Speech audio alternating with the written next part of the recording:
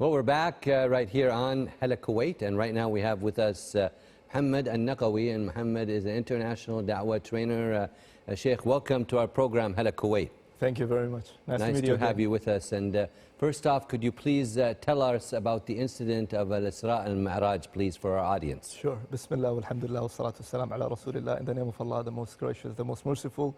As you mentioned, Brother Tariq, that the incident of Isra wal Miraj, it is one of the unique incidents that happened at the time of Prophet Muhammad and in the history of the Islamic era, and you can say in the internationally from the time that Islam started till today, it is considered as one of the miraculous journey of Prophet Muhammad, peace be upon him. So, talking about the Isra wal Miraj itself, Isra wal Miraj, to make long story short, because we might need maybe 2 or 3 or 4 or 5 days to talk about, so we will try to summarize it as much as possible.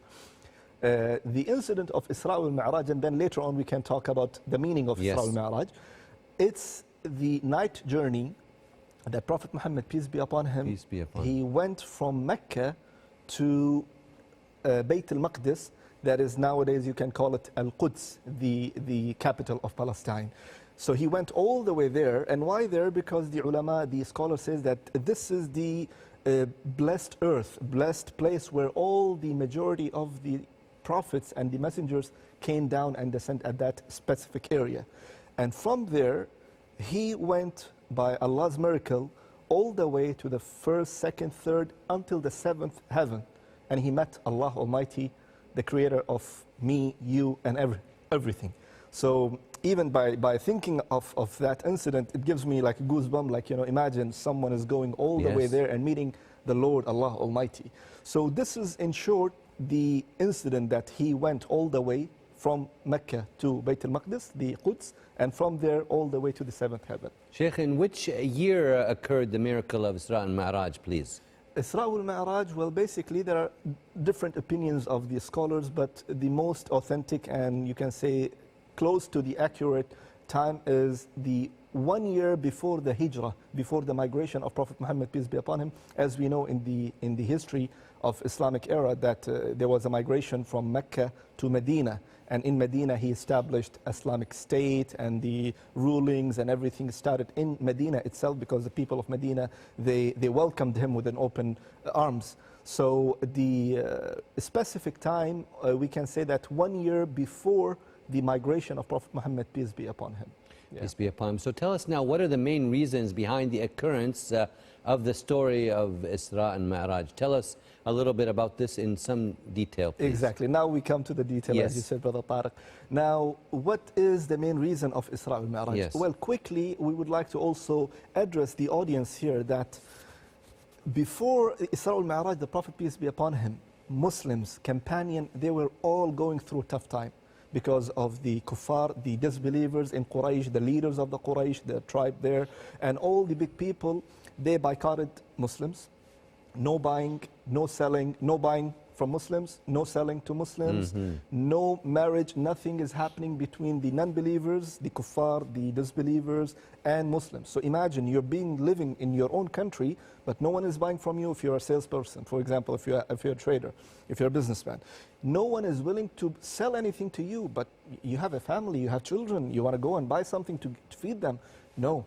You're Muslim, you claim to be worshipping one God, you follow that guy called Muhammad, etc., etc. So this was a difficult time for the Muslims themselves. Then Prophet Muhammad, peace be upon him, beside the kuffar, the non-believers, telling them, you are a liar, you are not a believer, or you are insane, etc. His uncle, Abu Talib, the one who supported him, even though he was not a Muslim, but he supported him fully, he died. So it was really tough, you know, on him that, you know, the one only person who used to support me in front of these big leaders of Quraysh, now he died.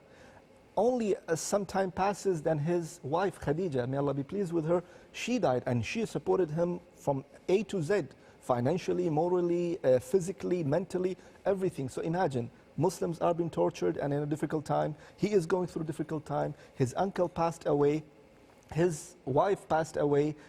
People used to call that era the year of grief, Am al-Huzn, the year of sadness and sorrow. Now, after that, immediately what happened? The incident of Isra al Miraj, that he went from Allah Almighty through the angel Jibreel alayhi salam, he took him from with an animal called buraq.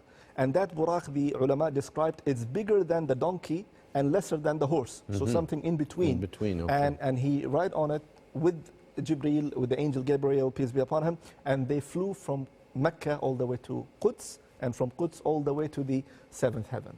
Well, thank you, Sheikh, for summarizing this. We could, as you said in the beginning, take a lot more time to do that, but our time is limited. And now, tell our audience, please, if you don't mind, the meaning, please, of the term Isra. Isra. Well, in Arabic, of course, the beauty of language, and I would like to, address my, beloved audience, brothers and sisters, dear viewers, that the Arabic language is amazing, and I advise those who are living in Kuwait and even out of the Kuwait, take the opportunity to learn Arabic language. Why? Because in Arabic language, Tariq, your name, has a meaning. Muhammad has a meaning. Yes. Everything goes back to the root. Sure. So Isra is coming from the word sayr. And we know the sayr means in Arabic to walk. But specifically, Arab used to use the word Isra means walking in the night, or having a journey in the night. So this is what exactly it means, the traveling in the night. And this is what happened with Prophet Muhammad, peace be upon him, that he traveled from Mecca all the way to Quds. So maybe now you could also tell us, please, the meaning of Miraj, please. Miraj, again, yes. We go back to the root, yes, as we know. So again, Miraj, coming from the Arabic word, ya'ruju, araja, and this means that when you go up, when you climb something, when you go up, it means that you are going to the upwards, you are ascending. And also Allah Almighty said in the Quran, يَعْرُجُ إِلَيْهِ means everything, every single deed of mine and yours and people's, it goes all the way to Allah Almighty, it ascends. So this means, Isra means going straight from one place to another place. Mi'raj means going from down all the way up to Allah subhanahu wa ta'ala. So in short, Mi'raj means ascending or the ascension. Thank you for that explanation, Sheikh. And maybe now you could tell us, please, what is the Quranic verse in which the story of the night journey is mentioned and in the Holy Quran, please? Yes, it's in the chapter 17, Surah Al-Isra, the chapter of Al-Isra. The same word, Isra, means the miraculous journey or the night journey. And it's the first verse in the Surah Al-Isra, the chapter 17. Allah Almighty says, Subhana alladhi asra bi'abdihi laylan min al-masjid al-harami ila al-masjid al-aqsa. That glory be to Allah, the one who made the night journey from Mecca, the Masjid al-Haram, what we know right now, the Mecca, the sacred masjid, from sacred masjid all the way to Al-Quds. And Allah Almighty also said that, and this place, this area is already barakna hawla. It's all blessed by Allah Almighty. And this is what we said at the beginning. Majority of the messengers and the prophets, they came to that specific Al-Buqa al-Mubarakah, the spot that is blessed by Allah Almighty. So it is mentioned in the Quran, it is mentioned in Surah Al-Isra, chapter 17, ayah number 1. And also we know many other incidents that the Prophet, peace be upon him, after going and coming back and telling the people that this is what happened to me. Obviously, the non-believers, the hypocrites, always they're picking up on him, so they didn't believe, as how can a person can travel in one night all the way, from Mecca to Quds and going, you're claiming to go all the way to up and meeting your Lord and coming back in one night. That's impossible. But alhamdulillah, those who believed in him, like the companion, those who have believed in him, they said, well, if he is saying so, we believe.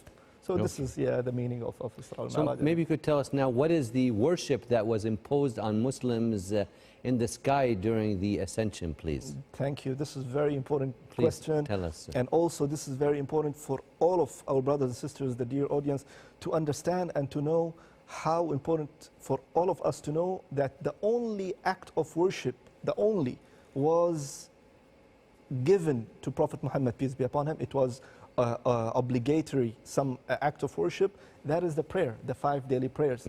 Hajj was established and prescribed upon the believers on the earth. The fasting, also Allah Almighty commanded Prophet Muhammad, peace be upon him, to fast. The zakat, the charity that we pay.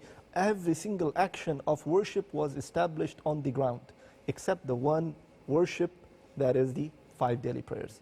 It was given to Prophet Muhammad, peace be upon him, and Allah told him that go and tell your ummah, tell your nation that I'm prescribing upon my ummah 5 daily prayers, or your ummah, your nation, 50 daily prayers. Now, my question here to you and the audience, imagine if it was really 50 prayers. Yes. Literally, if you do the math and calculation, you will not sit at home 28 minutes. Every 28 minutes, you will go and pray and come back. And then you sit with your family or at your work and then go after 28 minutes and pray.